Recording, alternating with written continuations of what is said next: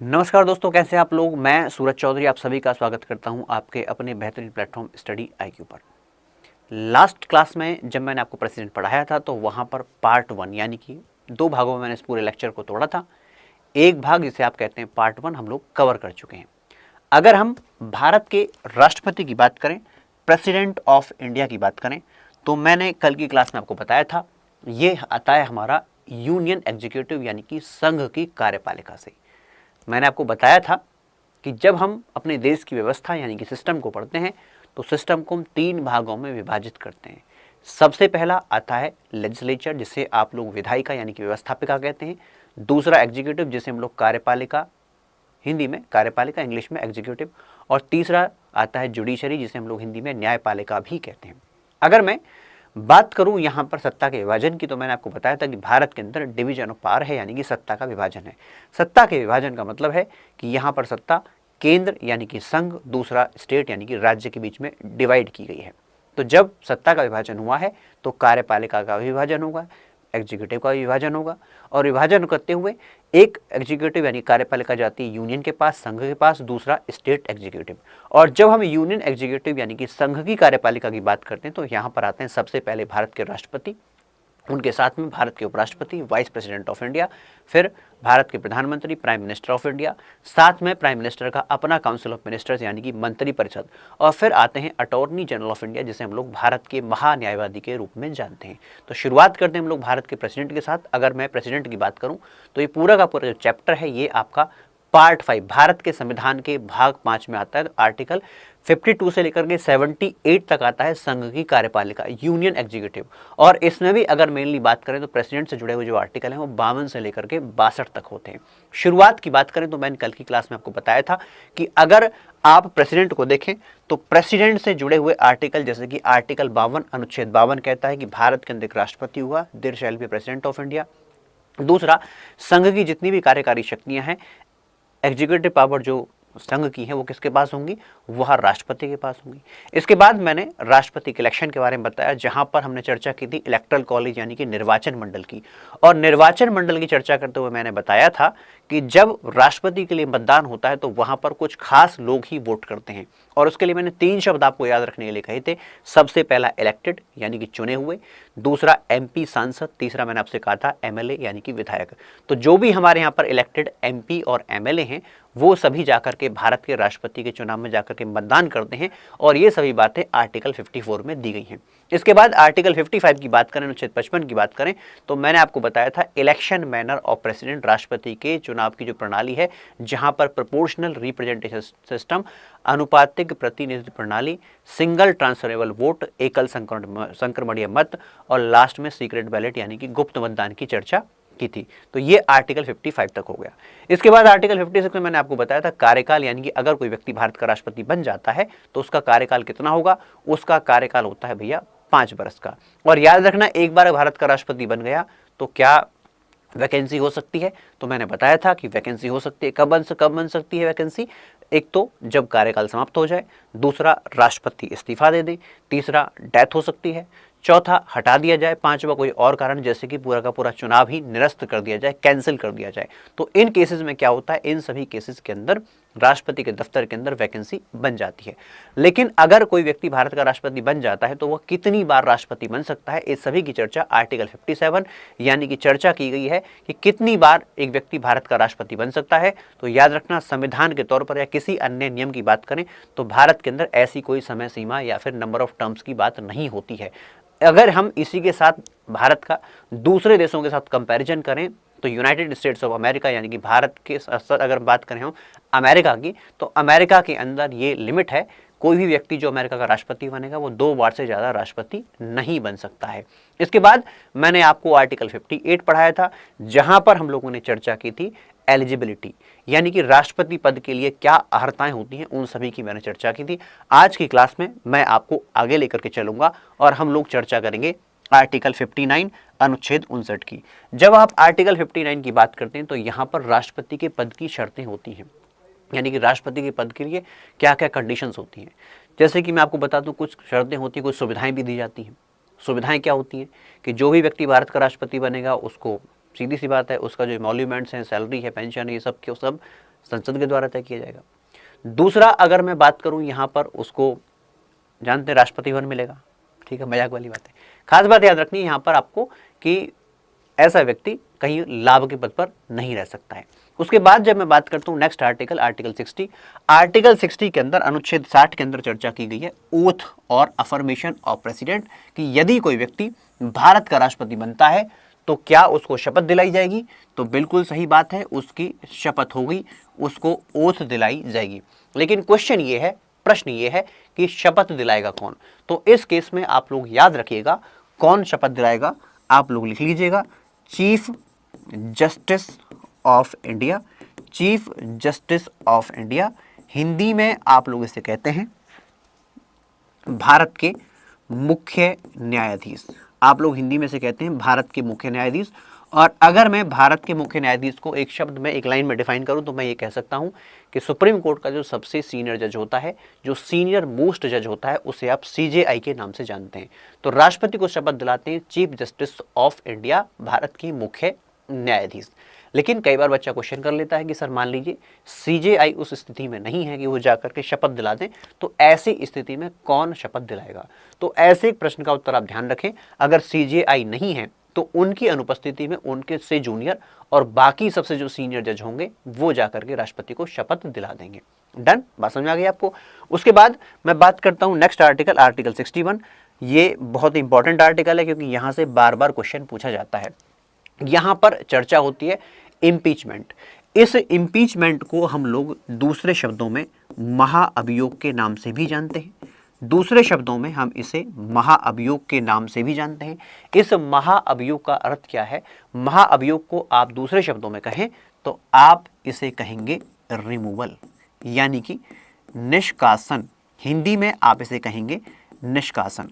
अब भाई किसी को किसी काम से निकाला जा रहा है तो वहां पर कुछ ना कुछ कारण तो होगा, भाई होता है कारण। वो तो मैंने एक नॉर्मल बात की, लेकिन भारत के राष्ट्रपति को हटा रहे हैं तो फिर तो कारण होना चाहिए, मेंशन भी होना चाहिए। तो यहाँ पर कारण मेंशन किया गया है और कारण को मेंशन करते हुए आर्टिकल 61 कहता है, ध्यान सुनना इस बात को और नोट भी कर लेना, कई बार क्वेश्चन आ जाता है, किस आधार पर हटा सकते हैं। तो आप लोग लिखें वायलेशन ऑफ कॉन्स्टिट्यूशन।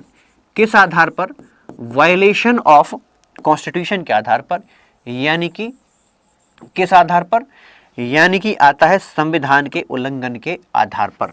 अगर संविधान का उल्लंघन किया जाता है तो याद रखना राष्ट्रपति को हटाया जा सकता है।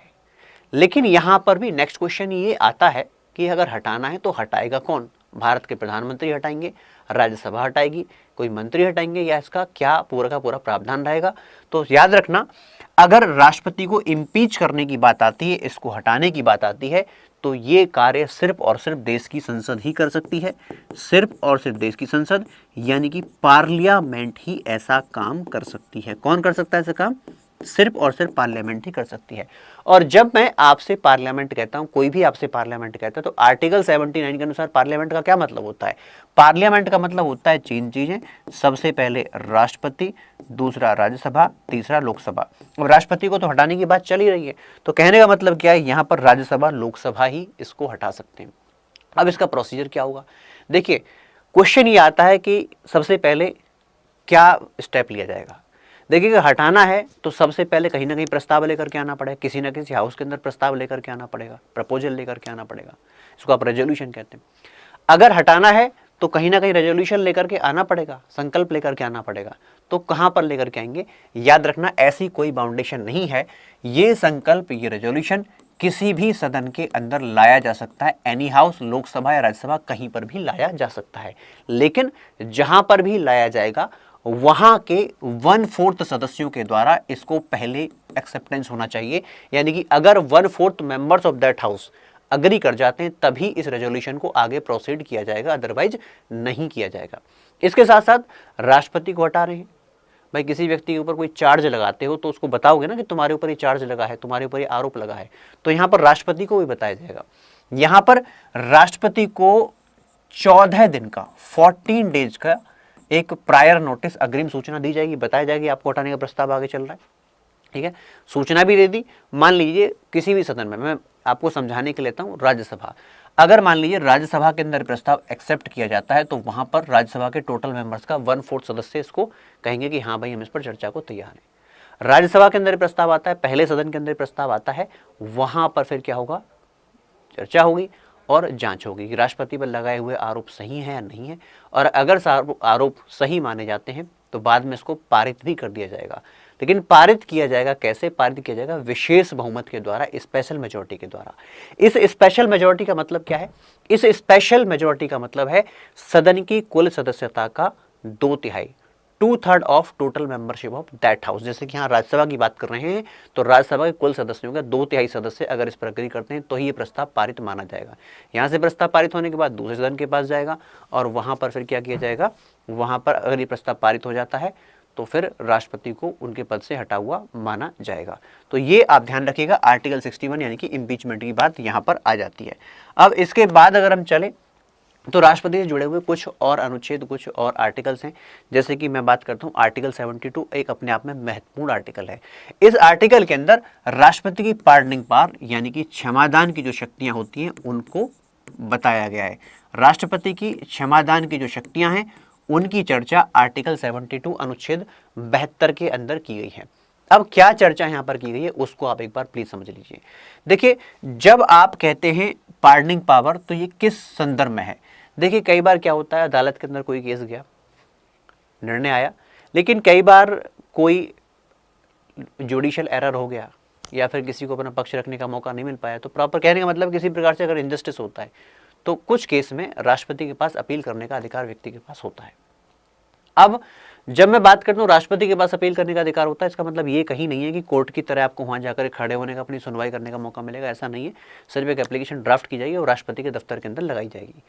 अब आर्टिकल 72 की बात करें तो ये तो राष्ट्रपति के संदर्भ में है, लेकिन इसी के पैरेलल आप एक बात और ध्यान रखेंगे कि आर्टिकल 161 में स्टेट का जो गवर्नर होता है, राज्य का जो राज्यपाल होता है, उसके पास भी ऐसी पार्डनिंग पावर होती है, यानी कि ऐसी क्षमादान संबंधी शक्तियां राज्यपाल के पास भी होती हैं।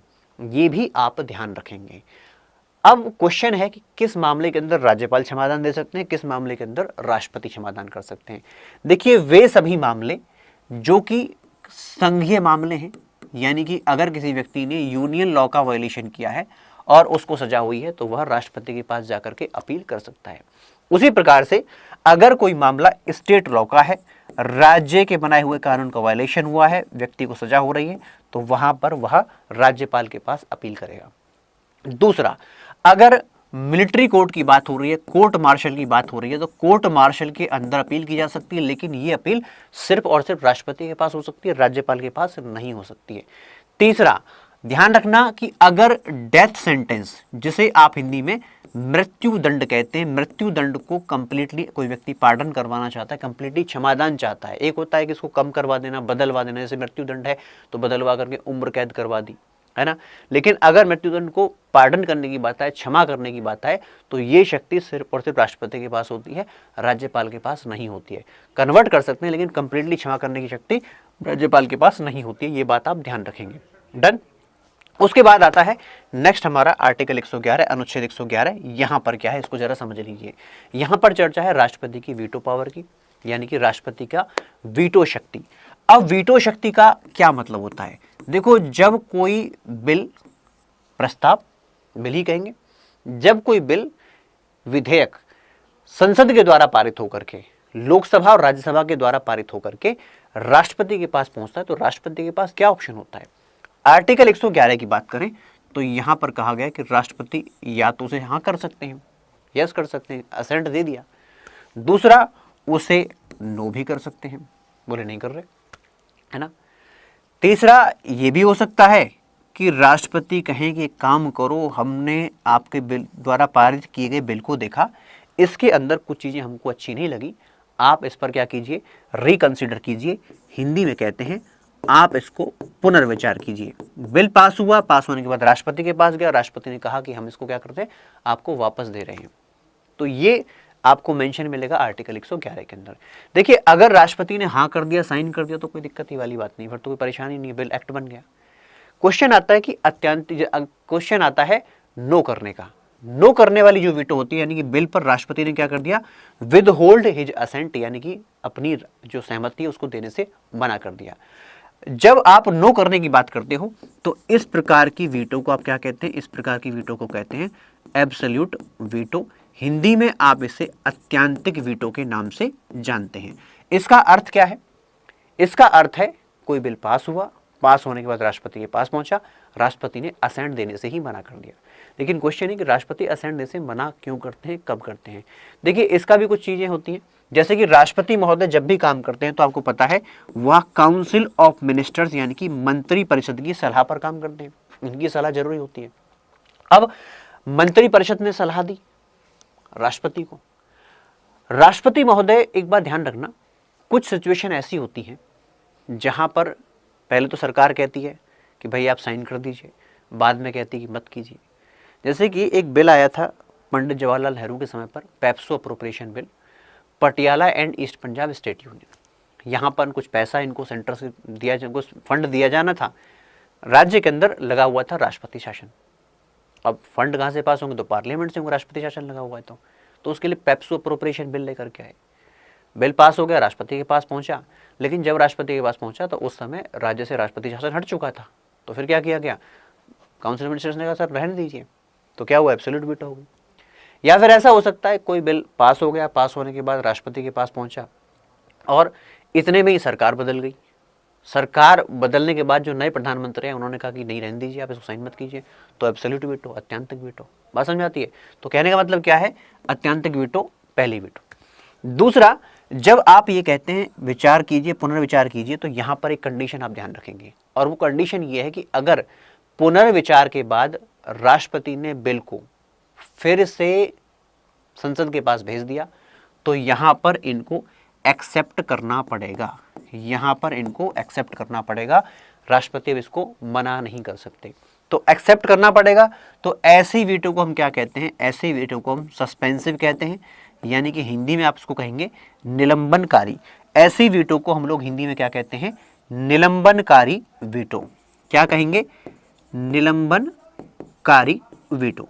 अब जरा ये हैं जो चीज जो आर्टिकल 111 के अंदर लिखी हुई है, लेकिन एक चीज और ध्यान रखिए आप, कितने समय में असेंट देनी है, कितने समय में मना करना है, कितने समय में आप उसको पुनर्विचार के लिए भेजना है, ऐसा कुछ मेंशन नहीं है। और जब ऐसा कुछ मेंशन नहीं है तो यहां से एक वीटो और निकल करके आती है जिसे आप लोग कहते हैं पॉकेट वीटो। जिसे आप क्या कहेंगे?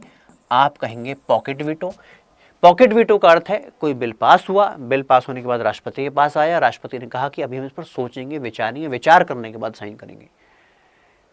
जैसा कि एक बार हुआ जब राजीव गांधी देश के प्रधानमंत्री थे तो वहां पर इंडियन पोस्ट एक बिल आया जहां पर प्रेस के ऊपर बहुत सारे कुछ पाबंदियां लगाई गई, पूरे देश के अंदर विरोध हुआ। और जब ये बिल राष्ट्रपति ज्ञानी जैल सिंह के पास पहुंचा तो ज्ञानी जैल सिंह ने इसको पॉकेट कर दिया, मतलब अभी हम सोच रहे हैं, बताएंगे। बार बार प्रधानमंत्री कार्यालय के द्वारा कहा गया कि अब इसको देख लिए, लेकिन उन्होंने ध्यान नहीं दिया। अब जब नए राष्ट्रपति आए आर वेंकटरमन, तो उन्होंने बिल को देखा, तो बिल हमारे ऑफिस के अंदर रखा हुआ है, तो उन्होंने इस बिल को उठा करके, सरकार ही बदल चुकी थी, नए प्रधानमंत्री आए, उनको दिया, बोले ये देखिए। तो नए प्रधानमंत्री ने कहा दी हम तो इसको चाहते ही नहीं थे। तो कहने का मतलब क्या है? राष्ट्रपति पॉकेट वीटो का भी इस्तेमाल कर सकते हैं। ये है आर्टिकल 111। इसके बाद नेक्स्ट आर्टिकल जो इंपॉर्टेंट आर्टिकल है वो है आर्टिकल 123 अनुच्छेद 123। आर्टिकल 123 क्या कहता है? यहां पर बात की गई है ordinance making power of president. Ordinance making power of president का मतलब है, हिंदी में आप इसको कहते हैं राष्ट्रपति की अध्यादेश जारी करने की शक्ति। राष्ट्रपति की अध्यादेश जारी करने की शक्ति। देखो, कानून बनाने का काम किसका होता है? मैंने आपको बताया था सिस्टम जब आप पढ़ते हैं तो यहां पर कानून बनाने का काम हमारे लेजिस्लेचर का होता है। यानी कि अगर मैं बात करूं यूनियन की, तो यूनियन के अंदर ये काम देश की संसद के पास होता है, पार्लियामेंट के पास होता है। और अगर मैं स्टेट की बात करूं, राज्य की बात करूं, तो राज्य के अंदर ये काम स्टेट लेजिस्लेचर यानी कि राज्य के विधानमंडल के पास होता है। लेकिन कईयों बार ऐसी अकस्मात सिचुएशन आ जाती है, अकस्मात परिस्थिति आ जाती है, अर्जेंसी आ जाती है कि यहाँ पर क्या करना पड़ता है, यहाँ पर पार्लियामेंट कानून नहीं बना पाती। स्टेट लेजिस्लेचर कानून नहीं बना पाता। तो ऐसी परिस्थिति से निपटने के लिए आर्टिकल 123 को ध्यान में रखना पड़ता है। अब आर्टिकल 123 का अंदर मतलब क्या है? मैंने आपसे क्या कहा? मैंने आपसे ये कहा कि जब कानून बनाना है तो संघ के अंदर कौन बनाएगा? पार्लियामेंट बनाएगा, लोकसभा राज्यसभा बनाएंगी। लेकिन ऐसा भी तो होता है ना कि पार्लियामेंट के सिर्फ 3 ही सेशन होते हैं, है ना। पूरी थ्रू आउट द ईयर तो पार्लियामेंट चलती नहीं है, रिसेस पर भी होती है, छुट्टी पर भी होती है। अगर उस समय पर कानून बनाना है तो फिर कैसे बनाएंगे? मान लीजिए आपने पार्लियामेंट की मीटिंग बुला भी ली तो भी बड़ा लंबा प्रोसीजर होता है नहीं होता है। लेकिन बिल तो आपको, एक्ट तो आपको तभी की तभी चाहिए। तो ऐसी अर्जेंसी से निपटने के लिए आर्टिकल 123 का इस्तेमाल किया जाता है। इस आर्टिकल 123 के अंदर काउंसिल ऑफ मिनिस्टर्स यानी कि मंत्री परिषद एक चिट्ठी लिखकर इसको देते हैं, राष्ट्रपति को देते हैं। कहने का मतलब जो कानून का प्रपोजल है उस प्रपोजल को राष्ट्रपति के पास भेजा जाता है और जैसे ही राष्ट्रपति इस पर साइन कर देंगे ये प्रपोजल बन जाता है एक्ट, अधिनियम। इसी को आप कहते हैं अध्यादेश लेकर के आना। अब ये एक्ट तो बन गया, लेकिन मैंने आपसे अभी कहा था कानून बनाने का काम किसका है? ये काम तो पार्लियामेंट का है। तो आपने कानून बनाए तो पार्लियामेंट का जो शक्ति है उसको साथ हाथ में लेकर के कानून बना दिया, लेकिन शक्ति इनकी है। तो मेरा कहने का मतलब है कि जो आपने कानून बनाया है ऑर्डिनेंस के थ्रू, वह परमानेंट नहीं होगा। परमानेंट बनना है तो परमानेंट कौन बनाएगा? देश की संसद बनाएगी। तो इसका दूसरे शब्दों में अर्थ ये बनता है कि अगर अध्यादेश राष्ट्रपति के द्वारा जारी कर दिया जाता है और इसे आप स्थायी बनाना चाहते हैं, परमानेंट बनाना चाहते हैं, तो ऐसी परिस्थिति में परमानेंट बनाने की, स्थायी बनाने की परिस्थिति में आपको संसद के द्वारा इसे पारित करवाना पड़ेगा। और समय सीमा क्या है कि आपने ऑर्डिनेंस पास करवा लिया तो ये 6 माह तक वैलिड रहेगा। 6 महीने तक इसकी वैलिडिटी होती है। 6 महीने के भीतर आपको इसको संसद से पास करवाना पड़ेगा। अगर आपने पास नहीं करवाया तो फिर क्या हो जाएगा? ये हो जाएगा लैप्स, यानी कि रद्द हो जाएगा। कई बार ऐसा होता है, कईयों बार ऐसा होता है। सरकार क्या करती है, एक विषय पर एक ऑर्डिनेंस लेकर के आई, फिर पता है यहाँ से तो पास नहीं हो पाया, कुछ इशू ऐसे होते हैं, दोबारा ऑर्डिनेंस लेकर के आई, तिबार ऑर्डिनेंस लेकर के आई, वो एक अलग बात है। लेकिन इसकी जो वैलिडिटी होती है वो 6 माह की होती है। 2 बातें और, किन किन विषयों के ऊपर आप ऑर्डिनेंस लेकर के आ सकते हो? याद रखना, वे सभी विषय जो पार्लियामेंट के अंदर आते हैं उन पर आप ऑर्डिनेंस लेकर के आ सकते हो। लेकिन साथ में एक क्लैरिफिकेशन, दूसरी वाली बात, और वो क्या है? जब हम संविधान संशोधन की बात करते हैं, जब हम कॉन्स्टिट्यूशनल अमेंडमेंट की बात करते हैं, कौन सा वाला? आर्टिकल 368 के अंदर है ना कि संविधान के अंदर कोई बदलाव आप करना चाहते हैं आर्टिकल 368 के तहत, अगर ऐसा कोई सीन है भाई 368 वाला, तो वहां पर ऑर्डिनेंस नहीं ला सकते। संविधान संशोधन के ऊपर कोई ऑर्डिनेंस नहीं चलता। ये काम सिर्फ और सिर्फ देश की संसद का है। जितना भी समय लगे, कोई कितनी अर्जेंसी क्यों ना हो, संविधान संशोधन करना है तो वो पार्लियामेंट ही करेगी, आर्टिकल 368 के प्रावधान के अनुसार करेगी। तो ये बात भी आपको ध्यान रखनी है, ठीक है। तो ये कुछ आर्टिकल मैंने आपको बताए देश के राष्ट्रपति के संदर्भ में।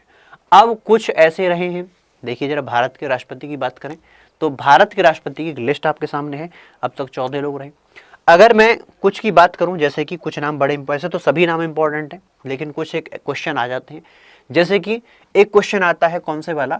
कुछ बात करें तो डॉक्टर जाकिर हुसैन, दूसरा फखरुद्दीन अली अहमद। इन दोनों की बात करें तो ये दोनों राष्ट्रपति ऐसे राष्ट्रपति रहे हैं जो अपना 5 वर्ष का कार्यकाल पूरा नहीं कर पाए, यानी कि इनकी जो मृत्यु है वह अपने कार्यकाल के दौरान हो गई। एक तो आप ये ध्यान रखेंगे, जो एक्स्ट्रा आपको ध्यान रखना है, राजेंद्र प्रसाद पहले राष्ट्रपति, 2 बार राष्ट्रपति रहे, सर्वपल्ली राधाकृष्णन, तो रखना ही रखना है। साथ में 1-2 फैक्ट और आप याद रखेंगे, ठीक है। उसके साथ में एन संजीवा रेड्डी एक ऐसे राष्ट्रपति हैं जो अनअपोज्ड, यानी कि इनके विपक्ष में जब एक चुनाव के लिए खड़े हुए तो सामने कोई था ही नहीं, एन संजीवा रेड्डी। आज के टाइम पर राष्ट्रपति कौन है ये तो आपको बताने की आवश्यकता नहीं होनी चाहिए, लेकिन फिर भी बता देते हैं, रामनाथ कोविंद, जिनका कार्यकाल 2022 तक है, यानी कि इस साल तक ही है, ठीक है। चुनाव होंगे, उसके बाद नए राष्ट्रपति आएंगे। तो ये हम बात करते हैं कुछ अब तक के हमारे राष्ट्रपति से जुड़े हुए कुछ आर्टिकल्स और कुछ तथ्यों की बात। इसके बाद हम लोग मिलेंगे एक नए सेशन में एक नए टॉपिक के साथ। तब तक के लिए बाय बाय, धन्यवाद।